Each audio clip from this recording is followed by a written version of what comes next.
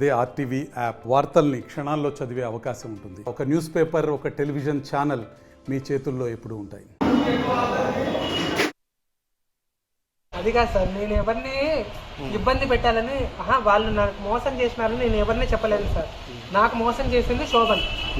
నన్ను విడిపించాలంటే నేను అనుకున్నది ఇంతమంది వీళ్ళు వస్తారని నాకు తెలియదు సార్. నాకు తెలిసిన వాళ్ళు శంకర్ అన్న, చంద్రన్న, వీళ్ళిద్దరూ నాకు న్యాయం చేయండి. ముందు శోభన్ని పిలుచుకొచ్చి నా పత్రాలు నాకు ఇప్పియండి అని అడుగుతున్నా. ఇది ఒక్కటి తప్ప నేనేం చేయలేదు. మీ సమస్య ఏం సార్? 50 సెంట్ల స్థలం మా అన్నది. 50 సెంట్ల స్థలంలో 40 సెంట్లు అమ్మకానికి పెట్టినాము. అది ఎందుకు పెట్టినాము? మా అక్కకి 25 లక్షలు మా అన్న ఇచ్చినాడు ఇల్లు తాకట్టు పెట్టి. ఆ ఇంటి తీసుకున్న వాళ్ళు కూడా మాకు ప్రెజర్ చేస్తున్నారు. కాబట్టి ఆ ఇండ్లు తీర్చాలంటే ఈ స్థలం అమ్మాల. స్థలం అమ్మాలని 10 మందికి చూపిస్తుంటే 10 మందిలో ఈ శోభన్ అనేవాడు తగిలినాడు. మా అన్నకి తగిలి వాడేం చేసినాడు, 40 సెంట్లు నేను అమ్మిస్తాను నీకు 1,25,000 లెక్కన అని చెప్పినాడు. అది అన్న నమ్మి ఎవరైనా మామూలుగా స్థలం వ్యాపారులు వస్తారు కదా అనేటట్టు అమ్మించినాడు. కానీ వాడేం చేసినాడు, 12.5 లక్షలు ఇచ్చినాడు 1/4 అమౌంట్ అని చెప్పి మా అన్నకి. ఫస్ట్ 20,000 చేతికి ఇచ్చినాడంట. మళ్ళా సాయంకాలానికే వచ్చి మొత్తం ఇచ్చినాడంట 12.5 లక్షల చేతికి ఇచ్చేసి అగ్రిమెంట్ 1/4 అమౌంట్ ఇది అని చెప్పినాడంట. చెప్తే మేమేమన్నాము అన్న వాళ్ళతో, నేను మా వదిన వీళ్ళందరం కలిసి వద్దన్న స్థలం అమ్మడం బాగుండదు అది ఇది అంటే 2-3 రోజులు గడవక ముందు అన్న వాళ్ళతో చెప్తూనే ఉన్నాడు నాకు స్థలం అమ్మడం ఇష్టం లేదు, మా ఇంట్లో వాళ్ళు ఒప్పుకోవడం లేదని. కానీ వాడు వినట్లేదు. వినకుండా ఏం చేసినాడు, నీకు 8 నెలలు టైం పెట్టాను కదా, ఆ టైం అయిపోయేంత వరకు నేనేం చేయను, నీకు ఆ టైం లోపు నేను డబ్బులు ఇస్తా అని చెప్పి ఖరాఖండిగా చెప్పేసినాడు. ఆ 8 నెలలు కూడా అన్న ఊరికి ఇంట్లో కూర్చోలే. అన్న తిరుగుతూనే ఉన్నాడు పెద్ద పెద్ద వాళ్ళ కాడికి. ఎవర్రా శోభన్తో మాట్లాడే వరకే మాకెళ్ళి ఉంటారు. శోభన్తో మాట్లాడినారంటే అయిపోయి మాకు సపోర్ట్ ఇవ్వడంలే. మాకు పలుకుబడి లేదు, డబ్బు లేదు. అట్లా ఎవరితో మాట్లాడదామంటే పెద్ద మనుషులు తెలియదు. అన్నకి తెలిసిన వాళ్ళ కాడంతా ట్రై చేసినాడు. చివరిగా ఏమైందంటే చంద్రన్న వీళ్ళతో శివశంకర్ అన్న వీళ్ళ అన్నకి పరిచయం అంట. చంద్రన్న ద్వారా శివశంకర్ అన్న కాడికి పోదామనే మ్యాటర్ వచ్చింది వీళ్ళ మధ్యలో. వీళ్ళకై జరిగింది అది. వీళ్ళు పోయి అన్నతో మాట్లాడినారంట. మాట్లాడితే శివశంకర్ అన్న ఏం చేసినాడంట, శోభని పిలిపించినాడంట ఒకేసారికి. పిలిపించి ఇట్లా నువ్వు చేయడం తప్పురా శోభను అని చెప్తే మరి ఏం చేయాలన్న దీనికి పరిష్కారం అంటే అన్న ఏం చెప్పినాడంట, 12.5 లక్షలు ఎన్నికిస్తా అని అన్న అన్నాడు. అంటే నాకు 12.5 కాదు, నువ్వు మొత్తం 25 లక్షలు నాకు కట్టాలా అని అన్నాడంట.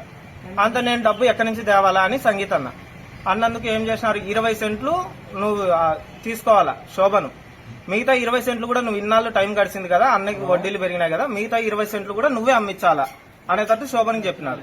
చెప్పి ఆ 20 సెంట్లు అమ్మించేటట్టు ఈ 12.5 కాక మిగతా అమౌంట్ ఇవ్వాలనేటట్టు మాట్లాడి సెటిల్ చేసినారు.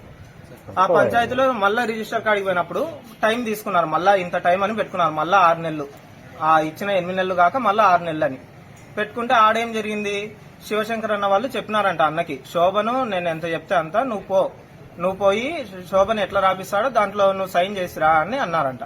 సైన్ చేసిరా అని కూడా అనలే, మేము కూడా ఉంటాము సపోర్ట్ గా వెనక నీకు పెద్ద దిక్కుగా అంటే అన్న నమ్మిపోయినాడు.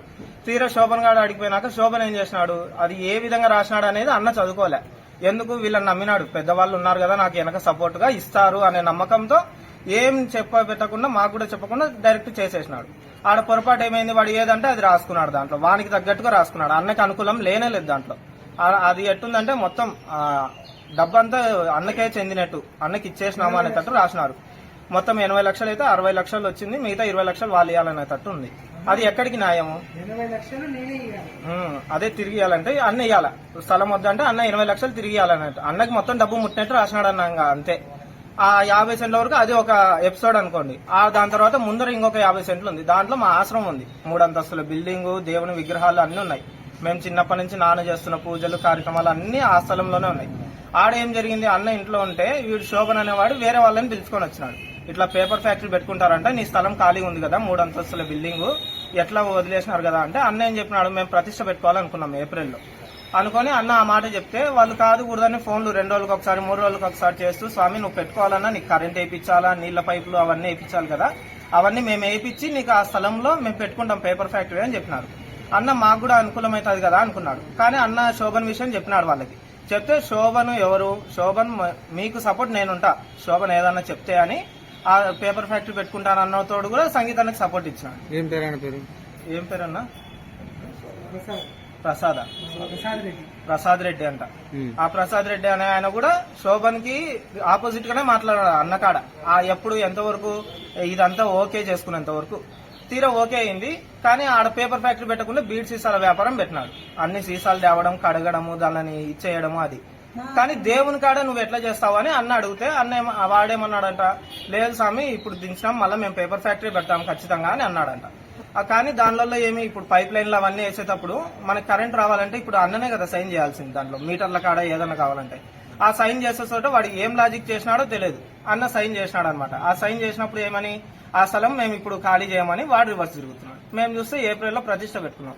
మాకు తిండి గడవాలంటే ఇప్పుడు అదే మాకు ఆస్కారం. మేము కూడా ఈ గుళ్ళు మానుకొని సొంత గుళ్ళో చేసుకోవాలని మా బాధ. ఇప్పుడు ఏది తేలకునుంది. అన్న చూస్తేనేమో ఇంట్లో బయట వాళ్ళు ఇచ్చిన వాళ్ళు అన్నకి ఇంట్లో వచ్చి కూర్చున్నారు. నిన్న ఇస్తావా సస్తావా అనేటట్టు. నిన్న రాత్రి కూడా రాజ్యాంతం జరిగింది ఇంట్లో. ఈరోజు తెల్లారేసరికి అన్న ఇట్లా చేస్తున్నాడు. దీనికి ఏం చేయాలనేది మాకు అర్థం కావడం. అన్న ఏమంటే పెద్ద దిక్కుగా ఉన్న వాళ్ళు వచ్చి ఇప్పుడు మాట్లాడి శోభన్ అనే వాడిని వీడికి పిలిపించి ఇప్పుడు పేపర్లు చించేస్తారా లేదంటే కానీ మాకు డబ్బు ఇస్తారా అనేది సమస్య. ఇప్పుడు దానికోసం ఏం చేయాలా, ఎక్కడ నిరసన తెలిపాలా అనేది అన్నకి తెలియక, అది ఎవరితో మాట్లాడాలో తెలియక అన్న ఇక్కడ నిర్ణయం తీసుకున్నాడు. ఈ విషయం ఎవరికి ఏం తెలియదు, మాకు అనుకోకుండా జరిగిపోయింది ఇది నిరసన.